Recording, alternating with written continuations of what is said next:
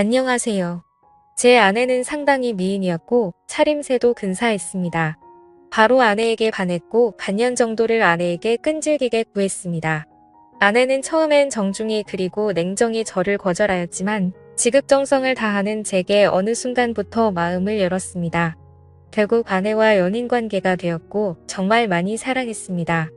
처음엔 일방적이었지만 아내도 성실한 제 모습을 인정해 주었고 세상 부러울 것 없는 커플이 되었습니다.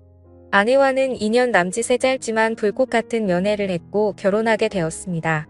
세상 부러울 것 없는 남자가 된 듯 했습니다. 결혼 당시 형편이 넉넉지 않아 대단한 곳으로는 못 갔고 남들 다 간다는 세부로 신혼여행을 갔습니다.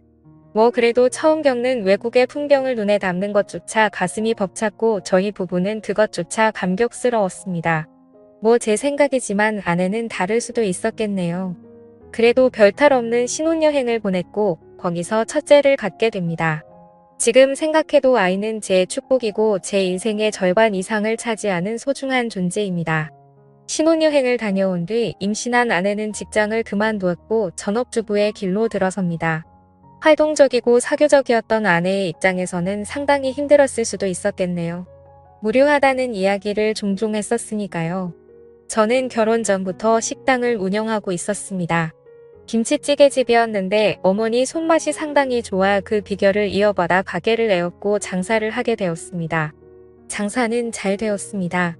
20평 남짓의 작은 가게라 많은 수입이 있진 않았지만 그래도 남들 먹고 사는 정도 이상은 벌었던 것 같습니다. 사실 제가 가방끈이 조금 짧았고 이 정도 벌이에 안정적인 삶을 살 수 있다는 것에 감사하며 살았습니다. 임신한 아내와 뱃속에 있는 아이를 생각하며 열심히 장사를 했습니다. 그리고 신혼여행 10개월 후 저희는 세상에서 가장 빛나는 보석을 얻게 됩니다. 너무 사랑스러웠어요. 저에게는 아내와 아이가 동기부여가 되었고 2호점까지 내게 됩니다. 2호점은 1호점에 비해 10평을 늘려 30평 정도로 크게 됐고 마찬가지로 장사는 잘 되었습니다. 저 역시 많이 바빠졌네요. 아내는 출산하고 종종 가게에 아이를 데려와 도와준 적이 있긴 했지만 아이가 기어다니기 시작하면서부터 거의 오지 못했습니다. 그러다 둘째를 임신하였고 저와 아내는 서로의 역할을 충실히 하기 위해 가게와 육아를 분리했습니다. 그러던 중 둘째가 태어났고 별탈 없는 일상을 지내던 중 아내의 외도를 발견했습니다. 대학 시절 같이 학교를 다녔던 선배였더군요. 아이들이 유치원과 어린이집에서 돌아오면 직원에게 가게를 맡겨두고 육아를 도우러 집으로 돌아왔습니다. 아내는 취미생활을 해보겠다고 테니스와 수영을 등록했고 제가 집으로 오면 나갔습니다. 주 3회 정도 되었던 것 같네요. 아내는 외출을 하면 자정을 기본으로 넘어 들어왔습니다. 무슨 수영 강습이 그리 오래 걸리냐고 물어보며 강습 후 모임이 있다거나 친구를 만난다고 둘러댔습니다. 처음엔 육아 스트레스에 많이 지쳐 그러려니 했습니다. 오히려 잘 놀다 오라는 말까지 했습니다. 가게 2개를 운영하며 잘 못 챙겨준 것도 미안했으니까요. 날이 밝아서 들어온 적도 종종 있었습니다. 그건 좀 아닌 것 같아서 그때마다 저는 화를 내었고 부부싸움으로 이어졌습니다. 그러던 중 종종 들르는 인터넷 커뮤니티에 다른 사람이 작성한 아내의 불륜 사연을 보았고 그때부터 찜찜한 기분이 들었어요. 어느 날 와이프 핸드폰을 몰래 보았습니다. 한 남자와 주고받은 카톡이 있었습니다. 내용을 보니 가관입니다. 그 남자의 은밀한 사진과 아내의 은밀한 사진들이 교차되며 대화가 오갔고 차마 입에 담기 힘든 낯뜨거운 대화들이 담겨져 있었습니다. 세상이 그렇게 믿었던 아내의 불륜이 이렇게 제게도 찾아왔습니다. 주저앉았고 망연자실했습니다. 한참 허공을 바라보다가 화가 치밀어 다 뒤집어 엎어버릴까 하다가 차분히 생각할 시간을 가졌고 다음 날 아내에게 조용히 말을 꺼냈습니다. 와이프는 당돌하게도 외도 사실을 순순히 인정하네요. 아니라고 해명이라도 하길 바랐는지도 모릅니다. 증거가 그리 나왔으니 발뺌하기도 어려웠겠지만요. 아내를 다그쳤고 저는 남자를 만났습니다. 카톡 내용을 들이밀었습니다. 그 남자도 처음 겪는 일이고 무서웠는지 저한테 있었던 일을 다 말해주더군요. 대학 선배였고 졸업 후 과 모임에서 만나 정을 치웠다고 합니다. 물론 아내가 애달린 유부녀인 것도 모두 알고 있었고요. 이야기를 들어보니 이 2년 놈들 대단합니다.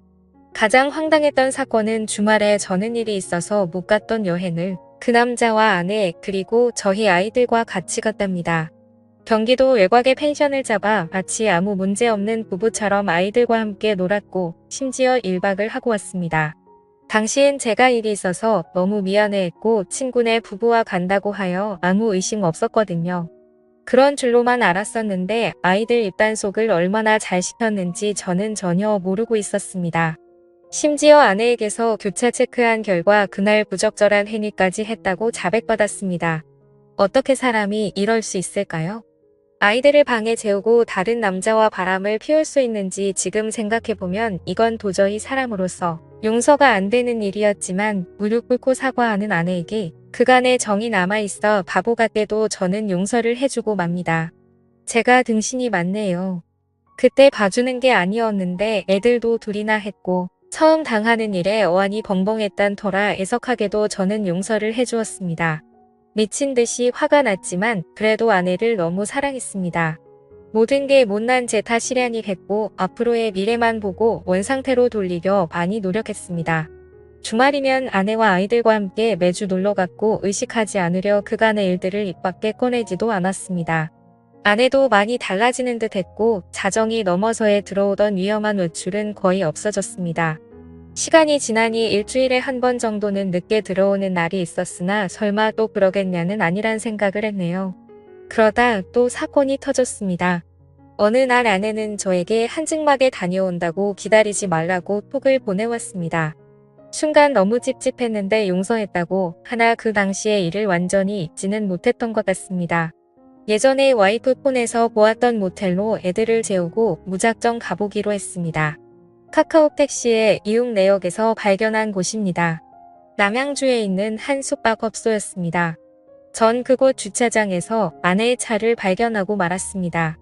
이런 기막힌 우연은 어떻게 딱 들어맞는지 왜 또 이런 시련을 또 겪어야 하는지 너무 아팠습니다. 주차장에 나란히 세워져 있는 또 다른 차가 굉장히 의심스럽더군요. 상대방 차는 벤츠였고 아내 차는 아우디였습니다.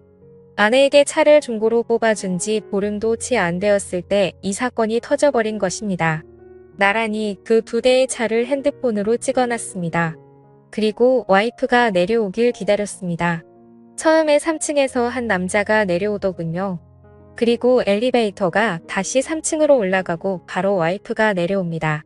먼저 내려온 남자는 저만치 멀리 가서 담배를 태우고 있었고 3층에서 내려온 아내는 저를 보더니 황당해 하더군요. 그 표정을 잊을 수 없습니다. 저는 바로 와이프를 추궁하기 시작했습니다. 왜 한증막을 간다던 사람이 여기 있냐, 누구랑 있었냐.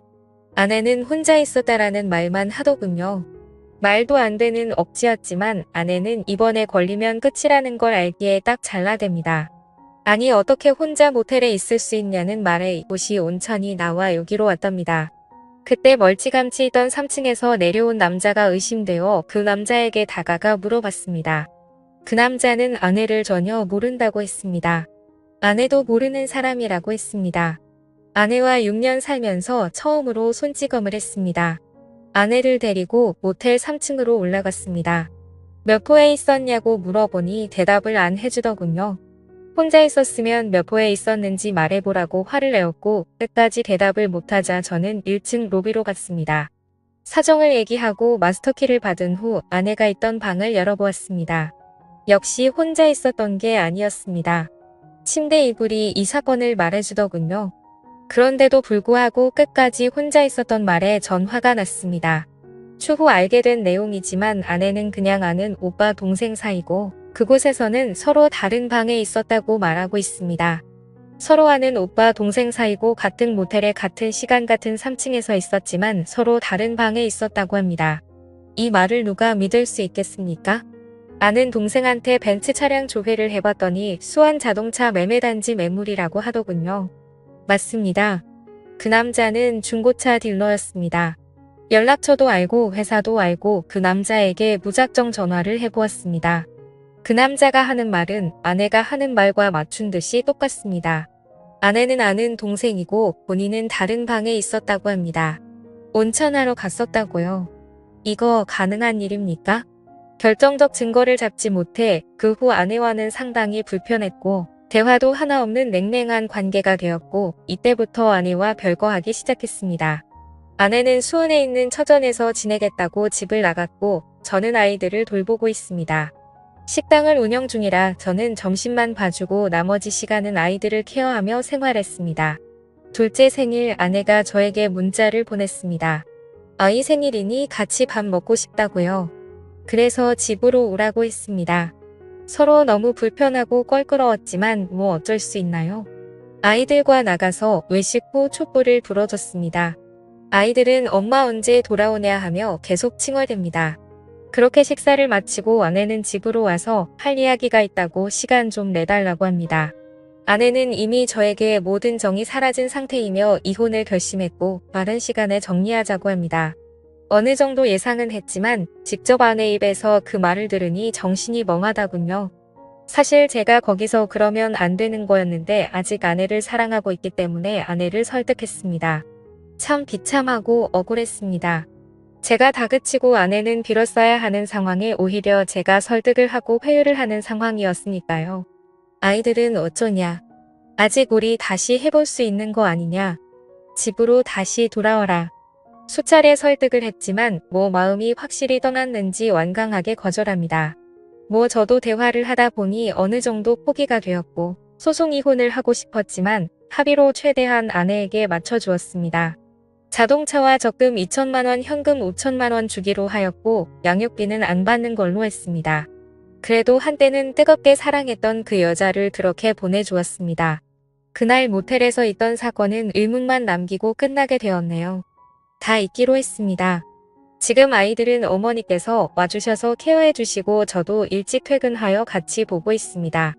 다행히 아이들에게도 익숙한 일상이었던지라 큰 무리 없이 잘 커주고 있습니다. 훗날 어느 정도 성장했을 때 저를 원망할 수도 있겠지만 최대한 부족함 없이 키워줄 예정입니다. 아이들 성격이 많이 밝아요. 항상 웃음을 입가에 머금고 살거든요. 세상 소중한 우리 아이들. 아빠가 미안합니다. 여기까지 제 이야기는 끝입니다. 긴 사연 들어주셔서 감사합니다. 그런데 과연 서로 알고 있는 두 남녀가 같은 날 같은 층방에서 아무 일 없이 있었다는 게 가능한 이야기일까요? 오늘의 사연 들어주셔서 감사합니다. 여러분의 생각은 어떠신지 댓글 달아주세요. 재미있게 시청하셨다면 구독, 좋아요 부탁드립니다. 감사합니다.